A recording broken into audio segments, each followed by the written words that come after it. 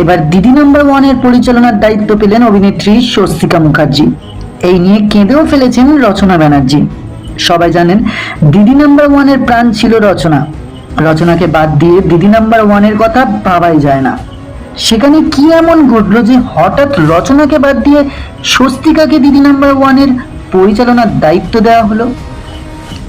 এদিকে রচনাকে বাদ দেওয়ায় তিনিও অনেকটাই ভেঙে পড়েছেন।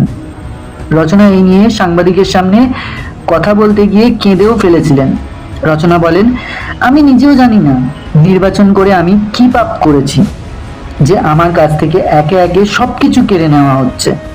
আমার সাথে এই অন্যায়ের বিচার আমি আমার ভক্তদের কাছে থেকেই চাইছি। তো বন্ধুরা, দিদি নাম্বার ওয়ানের মঞ্চে ফের রচনাকে ফিরে পেতে চান কিনা তা অবশ্যই কমেন্ট করে জানাবেন। ভিডিওটি ভালো লাগলে লাইক ও শেয়ার করবেন এবং নতুন নতুন ভিডিও পেতে অবশ্যই চ্যানেলটি সাবস্ক্রাইব করবেন। ভিডিওটি শেষ পর্যন্ত দেখার জন্য অনেক ধন্যবাদ।